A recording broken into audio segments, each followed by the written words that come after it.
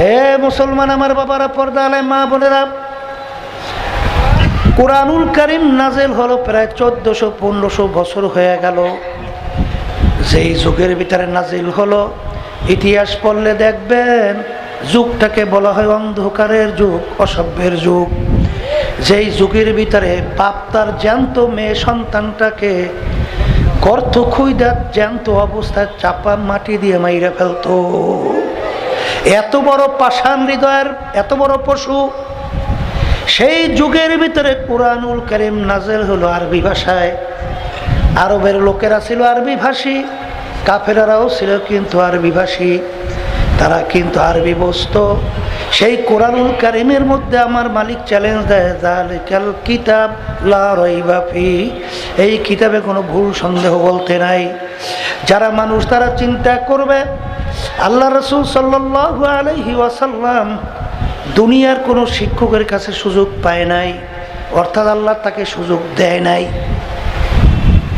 আল্লাহ রসুল কিন্তু তার নিজের দস্তখতও করতে জানতেন না, নিজের সাইনও করতে জানতেন না। অনেকে বলতে পারেন, হুজুর তাহলে আল্লাহ রসুল প্রমাণ রাখতেন কিভাবে? আল্লাহ রসুল সাল্লাল্লাহু আলাইহি ওয়াসাল্লামের আঙ্গুল মোবারকের মধ্যে আংটি মোবারক ছিল, আংটি মোবারক দিয়া সিল মারত। এই জন্য দুনিয়ার দিক থেকে আল্লাহ রসুলকে বলা হয় উম্মি। উম্মি আল্লাহর হাবিবের উপরে ছোট চটি বই না 30 পারা কুরআনুল কারীম নাজিল হলো। সবাই বলে সুবহানাল্লাহ। যেই কুরআনুল কারীমের শুরুতে আমার মালিক চ্যালেঞ্জ করে বলে, এই কিতাবে কোনো ভুল নাই। যারা মানুষ তারা চিন্তা করবে, আল্লাহ রাসূল সাল্লাল্লাহু আলাইহি ওয়াসাল্লাম দুনিয়ার কোনো শিক্ষায় শিক্ষিত হয় নাই, আল্লাহ হইতে দেয় নাই। কারণ তাহলে নাস্তিকের দলেরা, বেঈমানের দলেরা, কাফেরের দলেরা হয়তো বা বলার সুযোগ পেত, লোকটা বড় শিক্ষিত ছিল, বড় পণ্ডিত মানুষ ছিল, এই বড় জ্ঞানী মানুষ ছিল, কুরআনুল কারীম নিজে লেখা লইছে, এইটা বলার যেন কোনো সুযোগ না পায়। এই জন্য আমার মালিক তাকে দুনিয়ার কোনো শিক্ষায় শিক্ষিত হইতে সুযোগও দেয় নাই। জোরে বলেন কথা ঠিক কিনা? হে দুনিয়াদার পাগল আমার বাবারা, ক্ষমতা সম্পন্ন আমার বাবারা, হে ধনী আমার বাবারা, হে বড় বংশের আমার বাবারা, বড় শিক্ষিত আমার বাবারা, ভালো করে মন কি বুঝো, তারপর কবরের দিকে রওনা করো।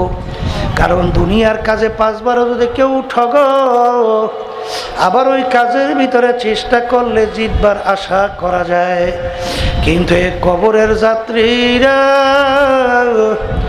একবার যদি খোদা না খাস্তা কেউ কবরে ঠইগা বসো, দ্বিতীয়বার দুনিয়াতে আইসা পিল কইরা জিতবার কিন্তু আর আশা নাই।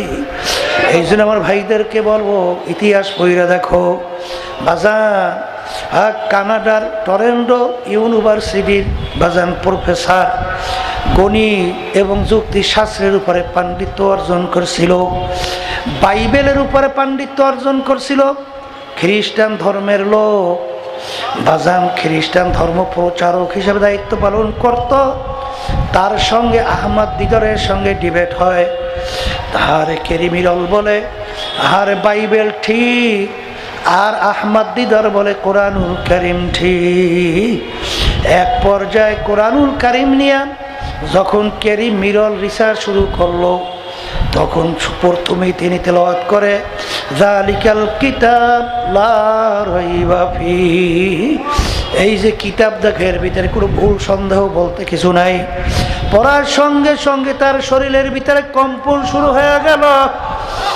দুনিয়া সৃষ্টির পরে এরকম চ্যালেঞ্জ দেওয়া কোনো বই কিতাব, এমন কোনো মানুষ দুনিয়ার ইতিহাসে নাই যে চ্যালেঞ্জ দিতে পারছে আমার কিতাবে দর্শনে আবিষ্কারে কোনো ভুল নাই। এ কেমন কিতাব যার শুরুতেই চ্যালেঞ্জ হিসাবে বলে যালিকাল কিতাব লা রাইবা ফি, এই কিতাবে কোনো ভুল সন্দেহ নাই। এরপরে তিনি সামনে রিসার্চ করা শুরু করছে ভুল বের করার জন্য। কারণ তিনি চিন্তা করছিল, কুরআনুল কারীম নাজিল হইল প্রায় 1500 বছর হয়ে গেল, তখন তো কোনো মোবাইল ছিল না, কোনো ফ্যাক্স ছিল না, কোনো ইন্টারনেট ছিল না, কোনো টেলিফোন ছিল না, কোনো স্যাটেলাইট বলতে কিছু ছিল না বাজান। তখন কুরআনুল কারীমের যুগে বিজ্ঞানও ছিল না, এখন এই যুগের সঙ্গে বিজ্ঞানের সঙ্গে কোরআনুল কারীমের সঙ্গে টক্কর লাগবেই, এটাই হলো বাস্তবতা। তিনি ভুল বের করার যখন সামনে যায় আর কোরআনুল কারীম উল্টা প্রশ্ন তাকে ছুড়ে দেয় যে হে কারীমিরল, যত তালাশ করবি এই কোরআনুল কারীমের ভিতরে ভুল তালাশ করে পাবি না। এরপরে তিনি আর আশ্চর্য হয়ে গেল। কোরআনুল কারীম নাজিল হইল আল্লাহ রসুলের উপরে। বাজান মুসলমানদের ধর্মগ্রন্থ, বাজান আল্লাহর নবী মুহাম্মদ রাসূলুল্লাহ সাল্লাল্লাহু আলাইহি ওয়াসাল্লাম। বাজান কারীমিরল চিন্তা করলো কোরআনুল কারীম যদি মুহাম্মদ নিজে লেখা থাকে তাহলে তার প্রশংসা তো কোরআনুল কারীমের ভিতরে বেশি আসবে। কিন্তু তিনি তালাশ করে দেখে যে তাদের নবী ঈসা আলাইহিস সালাম এবং মারইয়াম আলাইহিস সালামের নাম কোরআনুল কারীমের ভিতরে আসছে প্রায় 34 বারের মতো। এরপরে সূরা মারইয়াম নামে একটা সূরা নাযিল হইল। তিনি চিন্তা করলেন অন্য ধর্মের নবী, অন্য ধর্মগ্রন্থ, তাই সেই কিতাবের ভিতরে আমাদের নবীর প্রশংসা কেন আসলো? এরপরে তালাশ করে দেখে পুরা কোরআনুল কারীমের ভিতরে আল্লাহর হাবিবের নাম আসছে মাত্র 4 বার। বাজান এরপরে তালাশ করতে করতে এক পর্যায়ে কারীমিরল তিনি নিজে কালিমা পড়ে মুসলমান হয়ে গেল। হে আল্লাহর বান্দারা, পর্দালে মা বোনেরা, হে শিক্ষিত বাবা, আমার বাবারা, যারা দুনিয়ায় শিক্ষিত হইয়া ধরাকে সরা জ্ঞান মনে করেন না, ক্ষমতার লোভে, সম্মানের কারণে, সম্পদের কারণে যা মনে করে তা করেন, আমি আমার ভাইদেরকে বলবো, পর্দালে মা বোনদেরকে বলবো, কিছুদিন আগেও আমেরিকার এক পাদ্রী খ্রিস্টানদের ধর্মযাজক তিনি কোরআনুল কারীম নিয়ে রিসার্চ করে কালিমা পড়ে মুসলমান হয়ে গেল। আমাদের পাশের রাষ্ট্র ভারত, শিবশক্তি মহারাজ তিনি ভাজান 12টা ভাষায় ডক্টরেট ডিগ্রি। এখানে হাজার হাজার মানুষ বাজানে এক বিষয়ের উপরে ডক্টরেট ডিগ্রিদারি মনে হয় একজন পাওয়া কঠিন। তিনি 12 ভাষার উপরে ডক্টরেট ডিগ্রি অর্জন করলেন। বাজান শিক্ষার দিক থেকে দুনিয়ামুখী অনেক উচ্চে, সম্মানের দিক থেকে প্রায় 70 কোটি হিন্দু তাকে ধর্মীয় ভগবান মাইনা তার সামনে হাত জোড় করে তাকে নমস্কার দিত। এই ছিল তার সম্মান। বাজান সম্পদের দিক থেকে বিদ্যাপন সহ প্রায় 3টা আশ্রমের মালিক, কোটি কোটি শত কোটি টাকার মালিক। বাজান আর্থিকভাবেও স্বাবলম্বী, সম্মান দিক থেকে উচ্চে, শিক্ষার দিক থেকে উচ্চে। তিনি চিন্তা করলেন সৃষ্টিকর্তা একজন, আর সৃষ্টিকর্তার জন্য মানুষের জন্য নিয়ম নীতি হবেও একটা। এই মাইকটার ঘুরাই কেটে ওইটা সরাই দে, তো মাইকের হয় যা, ওইটা সরাই দে। আল্লাহু আল্লাহ। তিনি চিন্তা করলেন সৃষ্টিকর্তা একজন, তার জন্য নিয়ম নীতি মানুষের জন্য হবে একটা। দুনিয়া হইল ক্ষণস্থায়ী, দুনিয়া শান্তির জায়গা না। কেউ কোনোদিন শান্তি পায় নাই, কেউ কোনোদিন পাবে না। এই গরম, এই ঠান্ডা সহ্য করা যায় না। শত্রু মিত্রর কোনো অভাব নাই, রোগ ব্যাধির কোনো শেষ নাই, শত্রু মিত্রর কোনো অভাব নাই। এরকম বলতে বলতে হঠাৎ একদিন ঘোষণা হবে, বাড়িওয়ালা নাই রে বাড়ি, নাই রে দুনিয়াতে।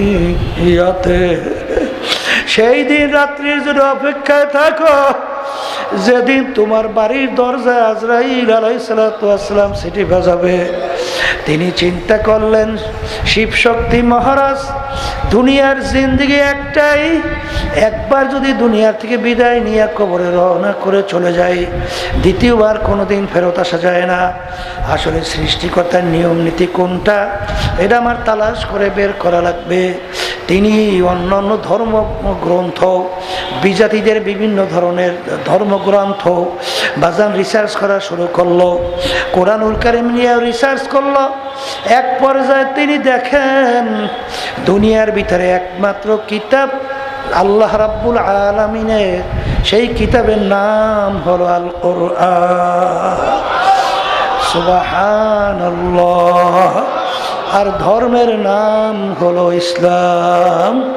তিনি মুসলমান হবে, কিন্তু তার মুসলমান হওয়া তো এত সহজ না। যে কোনো মুহূর্তে বুলেট তার বুকে ঢুকবে, অর্থাৎ তাকে তো আর জ্যান্ত রাখবে না। বাজান সম্পদ বাজেয়াপ্ত হয়ে যাবে, এমনকি সম্মানও থাকবে না, এমনকি স্ত্রী সন্তানরাও তার সাথে থাকবে না। এত বড় ঝুঁকি, তারপরেও তিনি সিদ্ধান্ত নিয়ে ফেললো মুসলমান হবে। রাত্রে ঘুমায় আছে, ঘুমের ঘরে দেখে সরদারে দো জাহান মুহাম্মদুর রাসূলুল্লাহ সাল্লাল্লাহু আলাইহি ওয়াসাল্লাম ঘুমের ঘরে তার পাশে এসে দাঁড়িয়ে গেল। আল্লাহ রসুল বলেন, হে শিব শক্তি মহারাজ, কি চিন্তা করো, পড়ো পড়ো কালিমা তাইয়্যিবা লা ইলাহা ইল্লাল্লাহু মুহাম্মাদুর। চলে গেছিল, হায়াত শেষ, কবরে চলে গেল। আল্লাহ তার দরজা বেহেশতে বন্ধ করে দে। এই কবরের যাত্রীরা, এই আলোচনার মাধ্যমে আমি মূলত বোঝাতে চাই, কুরআনুল কারীম কিন্তু সত্য। আর কুরআনুল কারীম যদি সত্য হয়, আমি আমার ভাইদেরকে বলবো, পর্দারে মা বোনদেরকে বলবো, অল্প বয়সে আল্লাহর হাবিব সাল্লাল্লাহু আলাইহি ওয়াসাল্লাম তার দাড়ি মোবারক পাইকে গেল, তার পিঠ মোবারক গুজা হয়ে গেল। সাহাবায়ে কেরাম বলেন, আল্লাহর রাসূল, এত অল্প বয়সে আপনার দাড়ি কেন পাইকে গেল, পিঠ মোবারক কেন গুজা হলো? আল্লাহর রাসূল বলেন, ও আমার সাহাবারা, আমি রাসূল যা দেখি তোমরা তো দেখো না, আমি রাসূল যা জানি তোমরা তো জানো না। আল্লাহ রাব্বুল আলামিন কুরআনুল কারীমের মধ্যে বেনমাজি যারা 5 ওয়াক্ত ঠিকমতো নামাজ পড়ে না, বেরোজদারা যারা রমজান মাসে ঠিকমতো রোজা রাখে না, বেপর্দায় চলন না যারা ঠিকমতো পর্দা করে না, আরে ধনী হয়েছে হজ জাকাত ঠিকমতো আদায় করে না, হারাম হালাল তমিজ করিয়া খায় না, চলে না, সুন্নাত তরিকায় যারা চলে না, তাদের ব্যাপারে আমার মালিক যে আযাব ও গজবের ঘোষণা দিয়েছে, যে জাহান্নাম তৈরি করছে, ওই 1 সেকেন্ডের আযাব সহ্য করার শক্তি দুনিয়ার কোনো মানুষের নয়। আমি রাসূল চিন্তায় চিন্তায়, আমি রাসূলের দাড়ি পাইকে গেল, পিঠ গুজা হয়ে গেল, আমার উম্মতেরা কিভাবে ওই জাহান্নামের আগুনে জ্বলবে, এই চিন্তায় চিন্তায় আমি রাসূলের দাড়ি পাইকে গেল, আমার পিঠ গুজা হয়ে গেল। আল্লাহ, আপনি আমাদের সবাইকে মাফ কইরা দিয়েন। হে দুনিয়াদার পাগল আমার বাবারা, হে পর্দার আড়ালের মা বোনেরা, ভালো কইরা বোঝো, তারপর কবরে রওনা করো বাজান। ওই সত্য কুরআনুল কারীমের মধ্যে আল্লাহ রাব্বুল আলামিন ঘোষণা করছেন, ইয়াওমা নাদউ কুল্লা উনাসিন বিইমামিহিম। কিয়ামতের ময়দানে আমার মালিক প্রত্যেকটা মানুষকে তার দলের নেতা নেত্রীর সঙ্গে ডাকবে। বাজান, এটা আমি বলি নাই, কোনো পীর বলে নাই, কোনো মুফতি বলে নাই, কোনো মুহাদ্দিস বলে নাই, আল্লাহ বলছেন, আমি শুনাইতে আছি, মানবেন কে তা জানি না। ইয়াওমা নাদউ কুল্লা উনাসিন বিইমামিহিম। কিয়ামতের ময়দানে আমার মালিক প্রত্যেকটা মানুষকে তার দলের নেতা নেত্রীর সঙ্গে ডাকবে। ডাইকে আমার মালিক বলবেন, তোর দলের নেতা নেত্রী যেদিকে যায়, ওদের পিছনে পিছনে সেই দিকে চইলা যা। এক কথায় আমার মালিক বলবেন, তোর নেতা নেত্রী যেখানে জায়গা, তোরও সেইখানে জায়গা। আমি বলছি না, আল্লাহ বলছেন। জোরে বলো, জোরে বলো, কে বলছে, কে বলছে? হাদিসের ভিতরে আসছে, আল্লাহ রসুল বলছেন, মান তাশাব্বাহা বিকওমিন ফাহুয়া মিনহুম। দুনিয়ার ভিতরে তুমি যেই দলভুক্ত হইয়া চলবা, যেই দলের নেতা নেত্রীকে নেতা নেত্রী হিসেবে মানবা, আল্লাহ রাসূল সাল্লাল্লাহু আলাইহি ওয়াসাল্লাম বলেন, কিয়ামতের ময়দানে তুমি তাদের সঙ্গে কিয়ামতের ময়দানে উঠবা এবং তাদের সঙ্গে তোমার হাসর হয়ে যাবে। এক কথায় যার সঙ্গে যার মুহাব্বত তার সঙ্গে তার কিয়ামত। হে দুনিয়াদার পাগল, কে কি আমল করছি জানি না, তবে বাজান ওই কথা সবসময় হাদিসের ঘটনা মনে রাখো। ইব্রাহিম আলাইহিস সালাতু ওয়াস সালামকে নমরুদ যখন আগুনের ভিতরে ফালাইল, একটা ব্যাঙ বারবার পানির ভিতরে লাফ দেয়, পানি ঢোক গেলে ওইটা পানি ওই আগুনের দিকে প্রসাব করে। বাজান আবার পানি শেষ, আবার পানির ভিতরে লাফ দেয়, আবার পানি ঢোক গেলে আবার আগুনের দিকে প্রসাব করে। জিজ্ঞাসা করে, ও ব্যাঙ তুমি কি করতেছ? তোমার এই পানি তো আগুন পর্যন্ত পৌঁছেও না, আর এই পানি দ্বারা আগুন নেবেও না, এরকম তুমি বারবার কেন করতেছ? তখন ব্যাঙ বলতেছে, আমার আগুন এই পানি আগুন পর্যন্ত পৌঁছেও না, এই পানি দ্বারা আগুন নেবেও না, আমি এরকম কেন করি? আল্লাহ এবং তার খলিল ইব্রাহিম দেখু আমি ব্যাঙ তাদের পক্ষে আছি। এই জন্য হাদিসের ভিতরে আসছে, আল্লাহ রাসূল সাল্লাল্লাহু আলাইহি ওয়াসাল্লাম বলেন, লা তাকতুলুদ দেবদা, তোমরা ব্যাঙকে মাইরো না। ব্যাঙ ইব্রাহিম আলাইহিস সালাতু ওয়াস সালামের আগুন নিবাইতে সহযোগিতা করছিল। আর ওই কাকলাইশ রক্ত চোষা বারবার আগুনে ফু দেয়, কাছেও ফু যায় না, ওর দ্বারা আগুন জ্বলবেও না। জিজ্ঞাসা করে, এরকম কেন বলো? কলে এরকম করি এর জন্য নমরুদ এবং তার দলেরা দেখু আমি তাদের পক্ষে। এই জন্য এক বাড়িতে মারতে পারলে 100 নেকি আমল নামা জমা হয়। এ কবরের যাত্রীরা, কিয়ামতের ময়দানে যখন উঠব, আমার মালিক জিজ্ঞাসা করবে, রেজাউল করিম আব্দুল করিম, হে রহিমা খাতুন, কি নিয়ে আমার সামনে আসছো? বাজার আমাদের আমলের ত্রুটির কোনো শেষ নাই। যদি বলতে পারি, মালিক আমি তোমার পক্ষের লোক, আমার মালিক আমি তোমার দলের লোক, আমি তোমার পক্ষের লোক, এটা যদি বলা যায়, দলের লোক কোনোদিন নেতার কোনোদিন দলের লোকদেরকে বিপদে ফেলায়? এর জোরে মুখ খুলে বলো।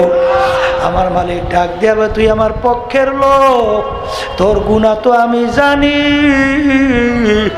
কিন্তু তুই আমার পক্ষের লোক, তোকে আমি আগুনেও ফেলাইতে পারবো না, তোকে আমি জাহান্নামের আগুনেও দেব না। আয় আয় আয় আয়, তোকে আমি কুদরতি কুলের ভিতরে টাইনা জাগা না দিয়া পারবো না। আমার বাজানদেরকে বলবো, পর্দারে মা বোনরা যারা শুনছো, কিয়ামতের ময়দানে যারা বলতে পারি মালিক তোমার পক্ষের লোক, এরকম বলার জন্য কে কে রাজি আছে? আল্লাহু আকবার, নারায়ে তাকবীর, আলহামদুলিল্লাহ বলে হাত নামান। আল্লাহ দয়া করে আপনি আমাদেরকে কবুল করেন। হ্যাঁ আল্লাহ দয়া করে আপনি আমাদেরকে কবুল করে নেন। এ দুনিয়াদার পাগল আমার বাবারা, তাআওয়ানু আলাল বিররি ওয়াত তাকওয়া ওয়ালা তাআওয়ানু আলাল ইসমি ওয়াল উদওয়ান। মালিক বলেন, ভালো কাজের সহযোগিতায় থাকো, খারাপ কাজের বিরোধিতায় থাকো। বাজান আমার মালিক হুকুম মানা লাগবে। এ আল্লাহর বান্দারা, পর্দালে মা বোনেরা, এক শ্রেণী আমার বাজানরা নামাজ পড়ে, মসজিদের ভিতরে যায়, সেজদায় যায়, সেজদায় যায় সুবহানা রাব্বিয়াল আলা কইয়া তাসবিহ আদায় করে আমার মালিককে খুশি করে। রুকুতে যাইয়া সুবহানা রাব্বিয়াল আযীম তাসবিহ আদায় করে মালিককে খুশি করে। আবার মসজিদ থেকে নাইমা এমন দলের নেতা নেত্রীর সঙ্গে জড়াইয়া তাদের সহযোগিতায় স্লোগান দেয়, আমার নেতার চরিত্র ফুলের মতো পবিত্র। ওদিকে নামাজ পড়ে না, একক তো খাড়াইয়া খাড়াইয়া প্রসাব করে। মিথ্যার কোনো শেষ নাই, জুলুমের কোনো শেষ নাই। বাজান দুর্নীতির কোনো শেষ নাই। এ যদি ভালো হয় তাইলে তোমার পাগলা কুত্তাটা কি হইবে? জোরে বলো কথা ঠিক না ঠিক? এই জন্য আমার বাজানদেরকে বলবো, পর্দালে মা বোনদেরকে বলবো, হাদিস শোনাইয়া যায়, মানবেন কিনা জানি না। আল্লাহ রসুল সাল্লাল্লাহু আলাইহি সাল্লাম বলেন, দুনিয়া এবং আখিরাতের সম্পর্ক কাজুরতাই 203-এর মতো। বাজানে এক পুরুষ যেরকম 2 স্ত্রীকে একসঙ্গে খুশি রাখতে পারে না, কোনোদিন সম্ভব না। যদি এক স্ত্রীকে বেশি খুশি করে অন্য স্ত্রী বেজার হয়। জোরে বলেন কথা ঠিক কিনা? এক শ্রেণী আমার বাজানরা, তারা আল্লাহকেও খুশি করবে, আবার দুনিয়ায় নাইমা দুনিয়াদার দল নেতা নেত্রী তাদেরকেও খুশি রাখবে। এক কথায় দুনিয়াও খুশি রাখবে, আল্লাহকেও খুশি রাখবে। আল্লাহ রসুল বলেন, দুনিয়া এবং আখিরাতের সম্পর্ক কাজুরতাই 203-এর মতো। 203 একত্রে যেরকম খুশি রাখা যায় না, এরকম ভাবে দুনিয়া এবং আখিরাতকে একত্রে খুশি রাখা যায় না। বরঞ্চ তুমি যদি আখিরাতকে খুশি করো, দুনিয়া বেজার হবেই হবে। আবার যদি দুনিয়াকে খুশি করো, আখিরাত বেজার হবেই হবে। জোরে বলো কথা ঠিক না ঠিক? কিন্তু এ দুনিয়াদার পাগল আমার বাবারা, মাঝে মাঝে একটু দুনিয়া সম্পর্কে একটু মুরাকাবা করো। হাকিকত সে তো দুনিয়া বে খবর হ্যায়, দুনিয়া কি নুমাইশ পর নজর হয়। হে বড় লোক আমার বাবারা, ধনী আমার বাবারা, কোন দুনিয়ার পিছনে পড়ছো বাবা? মাঝে মাঝে একটু চক্ষু বন্ধ করো। ডাকাইতের দলের সর্দার, ওর কত পাওয়ার! দলীয় লোক যদি কোনো অন্যায় করে অনেক সময় গুলি কইরাও মাইরা পালায়। ওর পাওয়ার, এই ক্ষমতা কতক্ষণ? পুলিশের হাতে অ্যারেস্ট হওয়ার আগ পর্যন্ত আর মাতুব্বারি থাকবে। যখন পুলিশের হাতে অ্যারেস্ট হইয়া যায়, ওকে যখন বুট দিয়া লাইটায় পাড়ায়, যখন ওর হাড্ডি গুডি ভাঙ্গা ফালায়, কোথায় যাবে ওর সারগিরি, কোথায় যাইবে ওর বাবুগিরি? ঠিক আমার বলো রোগ বাবারা, হে পর্দার আড়ালের মা বোনেরা, আজকে চক্ষু খোলা দুনিয়ায় কেউ পরিচয় দেয় আমি মুফতি, কেউ দেয় মুহাদ্দিস, কেউ দেয় পীর, কেউ দেয় আমি মেম্বার, আমি চেয়ারম্যান, আমি এমপি, আমি মিনিস্টার, আমি অমুক বংশের, আমি অমুক শিক্ষিত, আমি অমুক তমুক অফিসার। এই পরিচয় কয়দিন? আজরাইলের হাতে অ্যারেস্ট হওয়ার আগ পর্যন্ত। যখন আজরাইল অ্যারেস্ট হইয়া যাওয়া, এখন দুনিয়ার অবস্থান তাকাইয়া দেখো, সাদা 3টা কাপড় দিয়া তোমাকে পেঁয়াজ দিয়া ফালাইয়া রাখবে। মাথার ভিতরে একটা বান দিবে, পায়ের ভিতরে একটা বান, মাজার ভিতরে একটা বান। এখন তাকাইয়া তাকাইয়া মোরা খাবা করো, এখন কেমন দেখা যায়? আর মনকে ডাক দিয়া বলো, মাথার বান্ধে বোঝা গেল রে মন, আর কোন দিন মাথা নাড়ার শক্তি নাই। মাজার বান্ধে পায়ের বান্ধে বোঝা গেল রে মন, আর কোন দিন হেঁটে চলার শক্তি নাই। হে দুনিয়াদার পাগল আমার বাবারা, হে কবরের যাত্রীরা, আমার আব্বাজান রহমাতুল্লাহ আলাই চরমুনার জমিনের ভিতরে ঘুমাই আছেন। আমার আব্বাজান বলতেন আমার দাদাজান রহমাতুল্লাহি আলাইর কথা। আমার দাদাজানের ইন্তেকালের আগে আগে চোখের উপরে বৈশা পাশে কবরস্থান, তাকাইয়া তাকাইয়া পোলাপানের মতো আওয়াজ করে চিল্লাইয়া কান্দা, আর 2 চোখ দিয়া বাইয়া বাইয়া টপ টপ কইরা পানি পড়ে। আর মাওলার দিকে ফিরা ফিরা করুন সরে ডাক দেয়, আর ডাক দিয়া বলে, ওরে আমার মাওলা রে, তুমি যদি আমাকে মাপ নাই করো, ওই অন্ধকার কবরে আমি একা কেমনে থাকবো? ওই কবরে তো বাতি নাই, কবরের সাথে নাই, কবরে বিছানাও নাই, কবরে বালিশও নাই। ওই কবরে যদি আমার মালিক বাতি না জ্বালায়, ওই কবর জাহান্নামের আগুন এসে বইরে যাবে। বাজার আমি বলিনি, আল্লাহ রসুল বলছেন আল কবরু রাউযাতুম মিন রিয়াজিল জান্নাহ ওয়া হুফরাতুম মিন হুফারিল্লাহ। বাজার জাহান্নামের আগুন এসে নাফরমানের কবর ভইরা যাবে। দুনিয়াদার পাগল, আল্লাহ রাসূল বলেন কোন না আল্লাহর বান্দাবান্দির কবর বেহেশতের একটা বাগান হয়ে যাবে। আমি গতকাল কুড়িগ্রাম জেলা থেকে আসছি। বাজান চরমুনাইয়ের একজন মুজাহিদ ছিল, অনেকে ঘুঘু মুন্সি হয়ে ডাকতো। আসলে তার নাম ছিল বশির উদ্দিন মুন্সি। ঘুঘু মুন্সি কেন বলতো? রাস্তা দিয়ে হাঁটতো, এমনভাবে আমার মাওলার জিকির করতো, মনে হয় যেন ঘুঘু বলতে বলতে যায়। তিনি দুনিয়ার থেকে বিদায় নিয়ে কবরে যাওয়ার পরে 32 বছর পরে নদীর ভাঙ্গুলে যখন তার কবর ভেঙে গেল, কাপনের কাপন সহ লাশ আনাম তাজা বের হয়ে আসলো। অনেক জাতীয় পত্রিকায় ছবি সহ দিয়ে দিছিল। কে কে দেখছেন হাতুটাই দেখেন তো, দেখেন কত মানুষ দেখছে। 32 বছর পরে বাজান কাপড়টারও কিছু হয় না।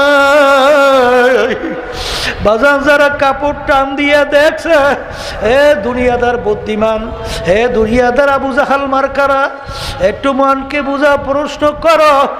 একটা মার্কিন কাপড় 32 বছর পর্যন্ত মাটির সঙ্গে লাইগা রয়েছে, কাপড়টারও কিছু হয় না। যারা কাপড় টান দিয়েছে তারা মন্তব্য করছে, বলছে মনে হয় যেন নতুন কাপড় গায়ে লাগাইছে। একজন আমাকে বলছিল, হুজুর মুখ থেকে কাপড় সরাইয়া দেখছি ওই যে 32 বছর আগে দাড়িতে মেহেন্দি লাগাইছিল এখনো লাল চক চক চক চক করতেছে। হুজুর, এ কবরের যাত্রীরা, আমির হামজা রাদিয়াল্লাহু তাআলা আনহু শাহাদত বরণ করার 50 বছর পরে বাজান যখন তার লাশ মোবারক বের হয়ে গেল, একেবারে দিব্যি মনে এখন ঘুমাইয়া রইছে। বাজান ইরাকের দাজলা নদীর কিনারে 2 জন সাহাবায়ে কেরামদের লাশ মোবারক পাওয়া গেছিল 1400 বছর পরে। মনে হয় যেন তাদের চক্ষু ছিল খোলা, এমন চোখের ভিতরে তেজ, তাকানোর সঙ্গে সঙ্গে অনেক মানুষ বেহুশ হয়ে পড়ে যাইত। যত ঘটনা, কবরে কাপড়ের কাপড় সহ লাশ তাজা দেখা যায়। দিনদার পরহেজগার আল্লাহওয়ালা ছাড়া কিন্তু দেখা যায় না। আবার কত কবরে আগুন দেখা যায়, সাপ দেখা যায়। আল্লাহ, আপনি আমাকে আমাদের সবাইকে মাফ কইরা দিয়েন মালিক।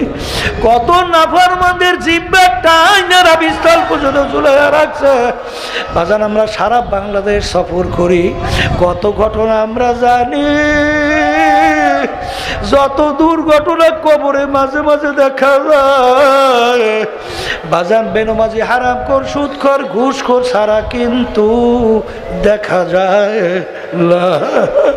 এই জন্য আমার ভাইদেরকে বলবো, পর্দারে মা বোনদেরকে বলবো, কোরআনুল কারীম কিন্তু সত্য।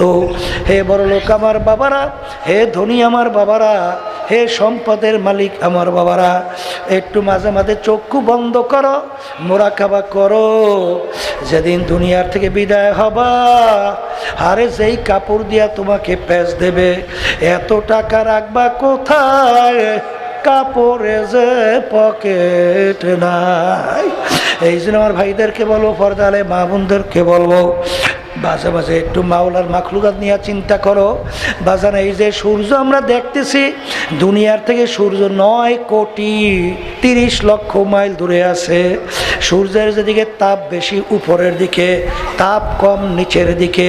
9,30,00,000 মাইল দূর থেকে সূর্য যখন এই ঠান্ডা জমিনের ভিতরে তাপ দেওয়া শুরু করে, তোমার আমার সূর্যের তাপে কলিজা শুকায়া পানির জন্য অস্থির বাহির হইয়া যায়। কেউ যদি ওই 1 ঘন্টা টিনের চালে বাইদা রাখা হয়, ওই সময় মনে হয় কাউকে আর জ্যান্ত তালাশ করে পাওয়া যাবে না। কিন্তু হে কবরের যাত্রীরা, আল্লাহ রাসূল সাল্লাল্লাহু আলাইহি ওয়াসাল্লাম বলেন, কিয়ামতের ময়দানে আমার মালিক এই সূর্য 1 হাত বা 1.5 হাত মাথার উপর আমার মাওলা উপর করে ছাইরা দেবা। কিয়ামতের ময়দানে গাছ নাই, ঘর নাই, বাড়ি নাই, পানি নাই, বাজান ভাগুন নাও কোনো জায়গা নাই। সূর্যের তাপে তামার জমিন হবে কিয়ামতের ময়দান, পুইরা লাল চামড়ার মতো লাল হইয়া যাবে।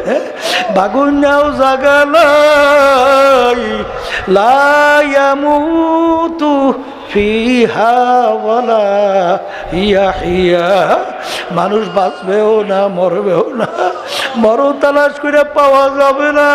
সূর্যের তাপে নাফরমানদের তালুটা টাস টাস করে ফাইটা আল্লাহ মগজগুলা ভাতের মতো উতলাইয়া বাইয়া বাইয়া পড়তে থাকবে। বাজার আল্লাহ আল্লাহ মাফ করে দেন আমাদেরকে।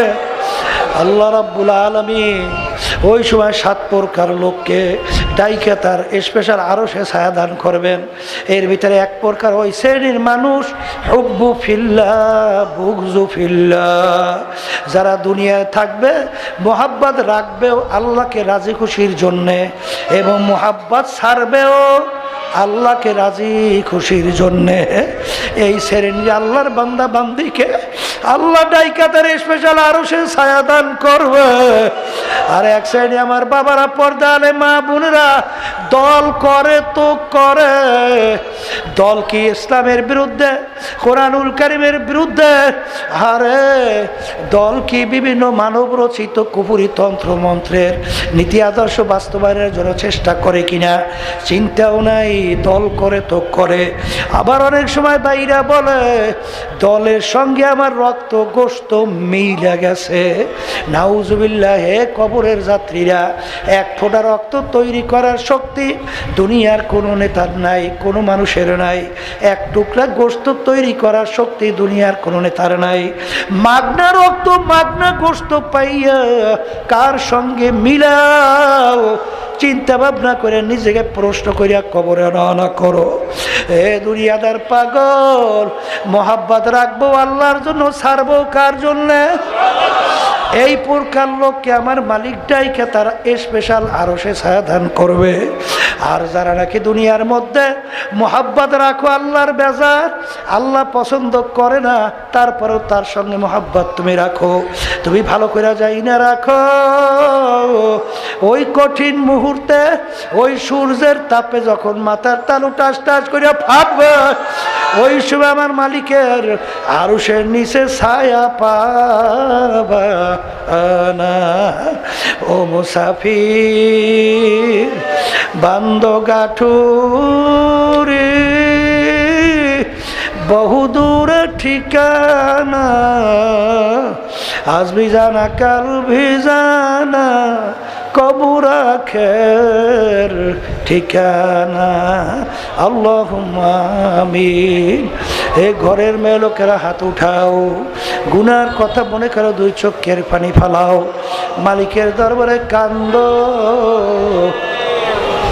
আর মাপ চাও। যদি কান্না না আসে মন কে বুঝো রে মন, একদিন এই ঘরের দরজা দিয়ে নতুন বউ হইয়া উঠছিল রে মন। কত মেয়ে লোকে শরবত খাওয়াইলো, কত মেয়ে লোকে বাতাস করলো।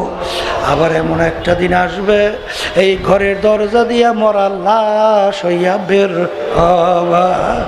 ছেলে কানবে মামা করে, মেয়ে কানবে মামা করে, জবাব তো আর দিবা না। হে আল্লাহ, আপনি একটু এই মাঠের দিকে চাইয়া দেখেন আপনার বান্দারা কিভাবে কাঁদল।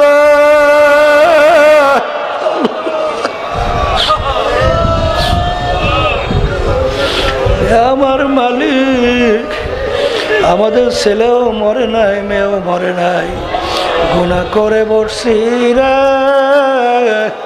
মাফ করে দেন গো মাওলা, মাফ করে দেন। আল্লাহর বান্দারা জোর করিয়া কান্দে, জোর করিয়া কান্দে। সন্তান মারা গেলে চোখে পানি আসে, সম্পদ নষ্ট হয়ে গেলে চোখের ভিতরে পানি আসে। তোমার আমার গুনার কারণে যে জাহান্নামের আগুন জ্বলছে, ওই জাহান্নামের আগুন চোখের পানি ছাড়া ঠান্ডা হবে না। এ আল্লাহ, যাদের উসিলায় মাহফিল হইল, যারা মাহফিলের জন্য চেষ্টা খাটনি সাহায্য করলো, আমরা যারা মাহফিলে উপস্থিত হয়ে গেলাম, আমাদের সবার উপরে খাস মেহেরবানি নাযিল করেন আল্লাহ। এ আল্লাহ, আমরা যারা হাত তুলছি জানি না এই উপস্থিতির ভিতরে কার আম্মা, কার আব্বা, কার আত্মীয় স্বজন, আমাদের মুজাহিদ মা বোনেরা দিনদারের এই অন্ধকার কবরে শুয়ে আমাদের দিকে চাইয়া রয়েছে। আমরা দোয়া করলাম, দয়া মায়া করে তাদের কবরকে আপনি বেহেশতের বাগান বানাইয়া দেন আল্লাহ।